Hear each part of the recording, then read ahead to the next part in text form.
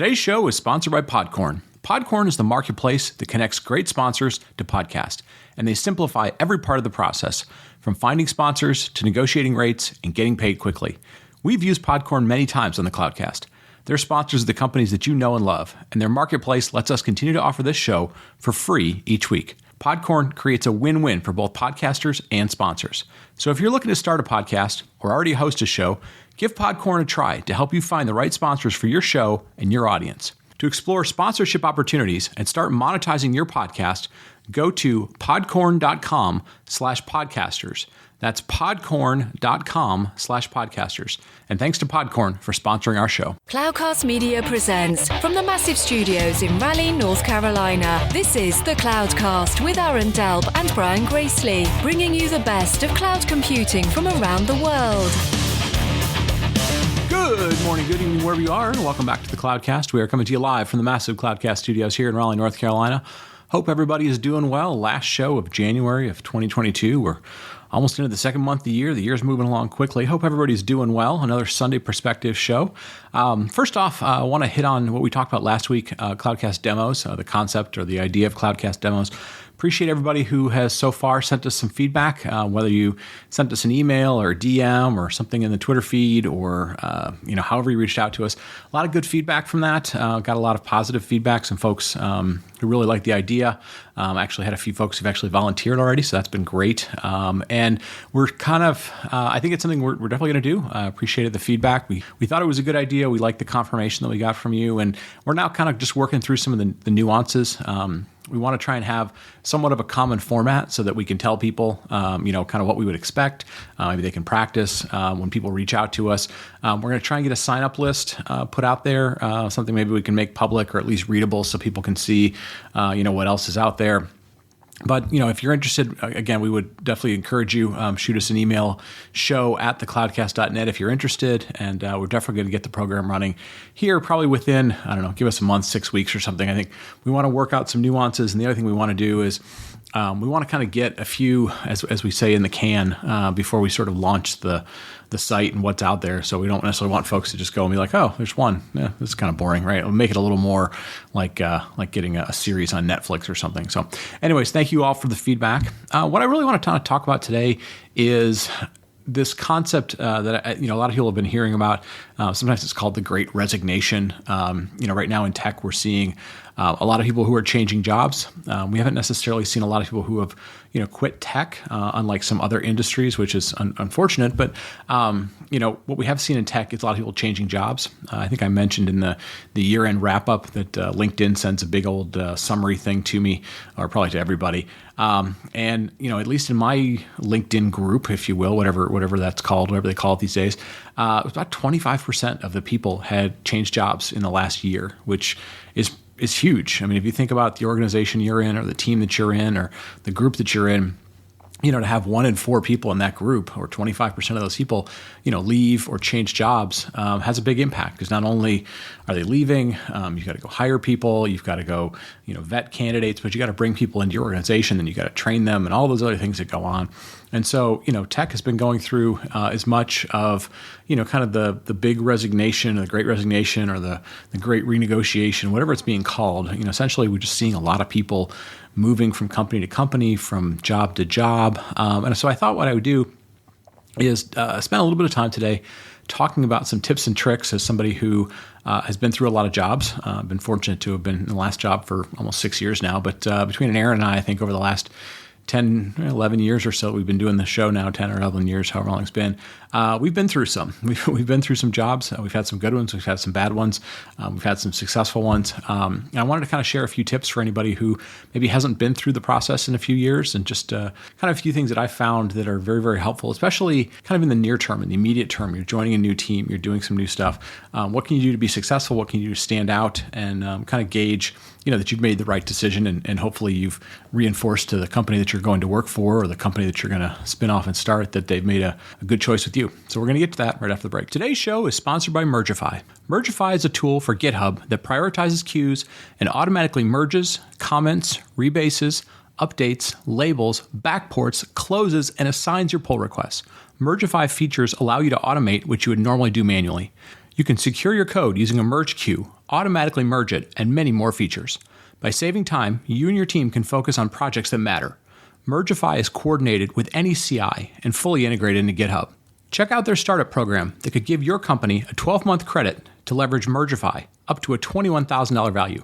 Start saving time. Visit Mergify.com to sign up for a demo and get started today. That's Mergify.com. Today's sponsor is Datadog, a real-time monitoring platform that unifies metrics, logs, and distributed traces from your cloud containers and orchestration software. Datadog's container-centric monitoring features allow you to track the health and performance of your dynamic container environment. The container map provides a bird's-eye view of your container fleet, and the live container view searches, groups, and filters your containers with any criteria, like tags, pods, or workspaces. To start monitoring your container clusters, sign up for a free trial today, and Datadog will send you a free t-shirt. Visit datadog.com/container-cloudcast to get started. That's datadog.com/container-cloudcast. And we're back. And folks, as I mentioned at the top of the show, I want to dive a little bit into some tips and some suggestions of things that we recommend to folks, or that I'd recommend to folks, who say, hey, look, I'm taking a new job, or I'm kind of moving to this new role. Anything that you kind of recommend. You're somebody who's bounced around quite a bit. You've worked in a lot of different groups. You've worked with a lot of different managers. Any tips and tricks to kind of be successful, get off on the right foot, and those type of things. And I'm going to throw out a few, and again, I'm going to really kind of focus on kind of the some of the first things that you do at an organization, because a lot of times, you got to keep a couple things in mind, right? Number one, you're dealing with new people, and so the old saying, first impressions matter. It's really hard to make a second impression. First impressions are really important. That is very important, right? The other thing to kind of keep in mind is, oftentimes. People don't stay in jobs that long. So it's not unusual for folks to stay for a couple of years and to have new people on the teams and kind of people come and go. So, you're not always walking into situations in which you have, very, very long tenured people, or, people who have been kind of entrenched in a job for a very, very long time. So you do see people that are, trying to change. They're getting new goals and requirements every year. Our industry as a whole tends to sort of be under competitive pressure, and whether you're, a software company, or you work for a company who's an industry that likes to portray themselves as, hey, we're trying to become a software company. It could be in automotive or healthcare or pharmaceuticals or whatever the heck it is. But so there's always going to be a lot of change going on. And, so you're trying to figure out, like, how do I make a difference? How do I make an impact? And you're trying to do that fairly quickly. Now, the thing to keep in mind, a couple of things to keep in mind, right? Number one is, on one hand, as a manager, for most managers, and I think most people who've been managers, people managers, or, second level, third level managers, whatever, kind of realize that anytime you bring in somebody new to an organization, as much as you might rely on, hey, we've got this training program and we've got this sort of like introductory week, or whatever new thing, whatever things you do for new hires and try and make their onboarding experience as good as possible. The reality is, it's hard for people to come on board. And, to a certain extent, especially in the technology space, they're probably learning a lot of new things, new technology, new processes. Yes, they bring some skills that are coming with them, but I think for most managers, if you really ask them, maybe not, on the record, but off the record, they would tell you, look, we don't expect a lot from people in the first 3 months. Sometimes it's 6 months.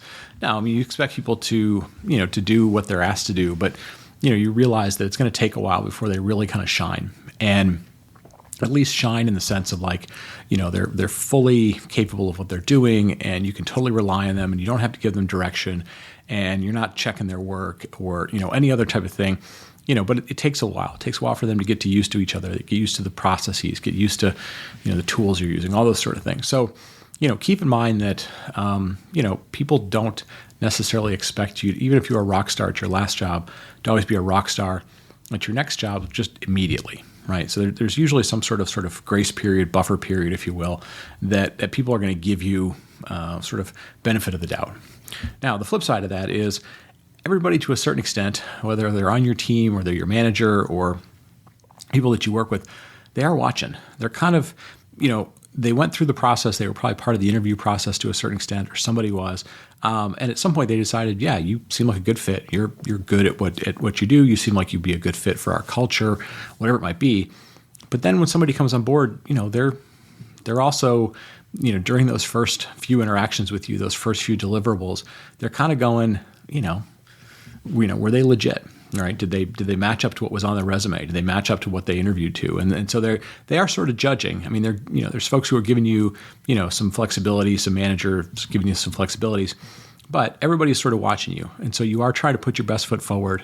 You are trying to figure out, who do I need to align to? Who do I need to ally with? Who do I need to make friends with?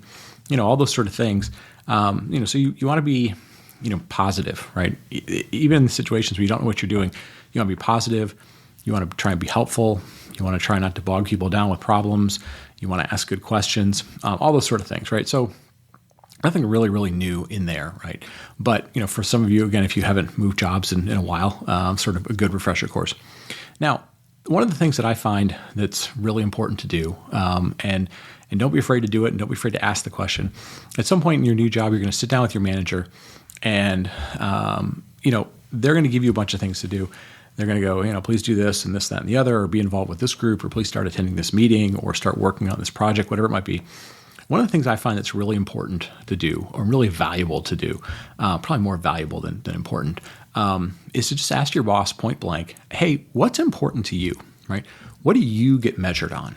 Right? What are the things, right? Because a lot of the times your early interactions are, them saying, please do this, please do that, please do this.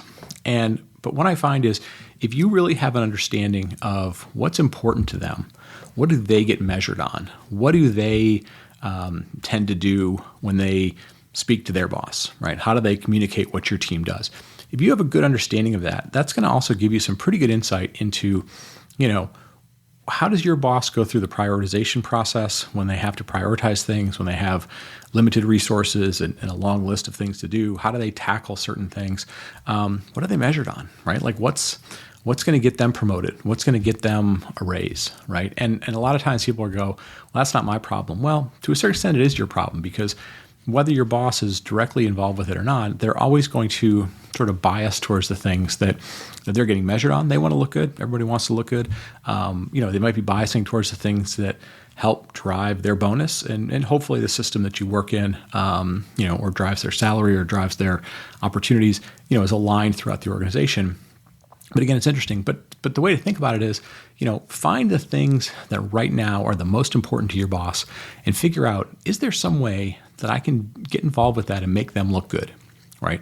And, I'm not trying to give off some sort of message of, be subservient to your boss or whatever. But, one of the things that people don't always realize is, and they sort of tend to think, well, I'm just really great at my job. Everybody will recognize it and, I'll get promoted or I'll have new opportunities. Well, one of the biggest things that has to happen when these promotion things come along is there's probably a lot of people like you that are, wanting to get promoted, doing really good work, think they deserve something bigger, better, whatever it might be. And what you need to happen is you need your boss talking about you, talking about what you do, right? And one of the easiest ways to do that is to do the things that helps your boss look good, right? And you would think to a certain extent, well, if I do my job well, our team does well, that'll make my boss look good. And that may be the case, right? That might be the case in 80% of the times.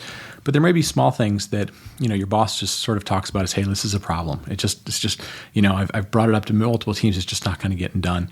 And so, having that kind of awareness of what's important to your boss, what can you do to help make them look good? What that does is, A, it brings attention that, you listened. And number two, it gives them a reason to tell somebody else what happened. And, not every boss is going to, give you credit for stuff, but, the more they're talking about it, the more that people are going to go, hey, how did that happen? And they're going to go, oh, well, Molly, Sam, Susan, help me, make this thing happen. They're really good, right? Or they're going to go, someone's going to come to them and say, hey, we have this problem. And they're going to go, oh, well, you should talk to Molly, Sam, Susan, whoever, they know what they're doing in this space, right? So that's tip number one, right? Like figure out what that is kind of immediately. The second thing is, and this is probably more important, the other sort of sounds a little bit like politics and so forth, which again, you got to know how to play the games. But one of the things that I found in my career, and I found with a number of people, and these are people that in some cases are individual contributors, and some people who are C-level executives who come into the company. And sometimes even at the highest level jobs, you think, well, they're going to come in and they're going to, the thing they're going to do is, lay out a brand new strategy for the whole company, a new vision for everything, or they're going to, they're going to totally go and revamp how we do sales and revamp our numbers so we blow out our numbers for the quarter, or they're going to revamp, product design, whatever. In a lot of cases, one of the things they'll do is while they're going through that 3-6 month learning curve, trying to understand what's important to everybody, is they find one thing that they can do immediately, something that they bring skill set to from a previous job or just, passion area. And they go find something and they go either improve it or they fix it, right? So you're kind of looking around the organization. You're looking for things that people are complaining about, or you're looking at things that, from a previous job, and you go, that's just not good enough, right? It's not up to what I think is great or what I think is the level that we need to be at, or, it's just, it's problematic. And if you can find that area, and again, this might be something you have to do above and beyond your current job, but sort of go find that area, work on it, try and fix it, and just bring it to somebody's attention and just say, hey, look, worked on these things, thought this would be useful, and went and did it. Because one of the biggest things, and hopefully it's something that's visible to people, right? It's not just like, oh, I fixed the 87 typos that we had on our internal wiki, and now we don't have any more typos, right? Something that's going to be impactful to the company, something that's going to be impactful to the business. One of the things that you find with that is it signals to people that you're wanting to be invested in the organization, you're wanting to be invested in something bigger than what you're doing. And sometimes it's really easy to do. Sometimes they're very small things. But again, they give people the opportunity to go, oh, wow, they fixed it. They took the initiative. They did what they needed to do. They fixed it. And, I can't give sort of every example of it, but, I'll give one example. And again, this may not relate to you if you're in a technical job and this sounds like a marketing thing. But, I had a friend who, came into an organization. They were, about 3 or 4 months away from their big annual show, their big, meeting with the industry and so forth. And they started looking at, a lot of the things that were getting created, the content that was getting created. And it looked sloppy. It wasn't cohesive. It wasn't consistent. And so they sort of took the initiative to basically go, create, for about 10 or 12 people, a common look and feel. And it was everything from like colors and fonts and, sizing of things, but also trying to harmonize a little bit of, what's the story that A is telling? What's the story that B is telling? Are there some things that I can do, without getting into all the politics and wading in and telling people they are doing things wrong, just kind of trying to make it nicer, trying to make it better, trying to improve in areas. And again, this could be, you working with, a group that is writing some code and you just have some background in this. But again, what you're trying to do is just kind of go, I'm just going to walk in. I'm going to try and walk in. I'm going to try and fix it. I'm not going to tell everybody they did it wrong. And I'm just going to give it back and say, here, it's better. Right. And a lot of times that initial thing that you do, that, effort that you make, will get you through the next 3-6 months, right? It'll get you invited to a few meetings. It'll get you on somebody's radar. And that kind of stuff is really, really important, right? Because those first 3 to 6 months or whatever are hard. Everybody's looking at you. Everybody has expectations of what you're going to do. You want to fit in. You want to make a contribution. Pick something. And again, do your day job.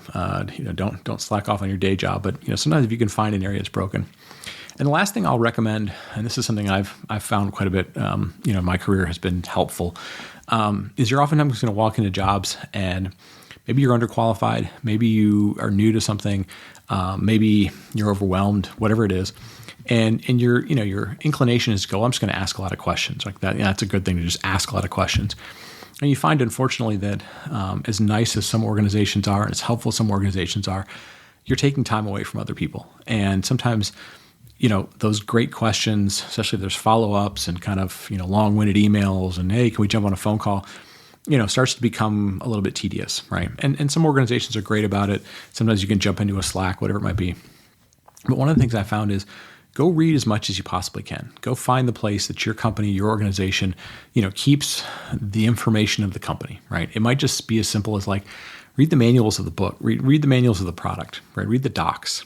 and just kind of immerse yourself in like, what does this stuff do? What does it mean? How do we do these things? What's going on? And if you do that and you sort of have a goal of saying, well, not only do I want to kind of, make myself smarter, I want to be more knowledgeable, which is great, but think about it in the context of like, how do I do my job? But how do I, maybe be knowledgeable about one other area in the company, right? Like I'm not going to just kind of read in the silo of my organization, but I'm going to kind of learn what one other group does, and then try and be useful in your job and that one other job, right? Maybe it's you're a technical person and you reach out to a business-centric person, or you're a business-centric person, you reach out to a technical person. You just go like, hey, are there any ways the two of us could do something useful together, right? Like, can I help you? Can you help me? Can I ask you a few questions? But, be knowledgeable, read as much as you can, read more than you think you need to, keep kind of going down the rabbit hole, and know more than just your area, right? Learn about some other group's areas so that you're aware of the impact you have to them, what value they provide, what struggles they're having, all those sort of things. So anyways, I'm going to kind of wrap it up. Again, a lot of what I talked about is kind of focused on, that first 3 to 6 month time frame. I probably could go into lots of details and happy to share anything with people if they kind of want more details on it, or if they have questions about things. Again, send us a tweet or DM or show at thecloudcast.net, and happy to help. But, a lot of times that first 3 months, that first 6 months of, trying to figure out like, how do I fit in? How do I align to what's important? How do I align to important people that, you need to advocate for you, but also, how do you give back? How do you give back in a way that's, impactful without having to be like, hey, look what I did, or without telling people they did something wrong? If you can do a few of those things in those first 3 to 6 months, you set yourself, a really good foundation above and beyond just being qualified for your job or learning your way into a job, to kind of get on people's radars, to make a bigger impact than just a single individual or a single project or a single effort or something. So with that, hopefully some of that was useful. Again, tried to focus it on kind of immediately, because again, people are staying in jobs for shorter periods of time. I don't have exact stats on that, but what I've seen over and over is people are changing jobs.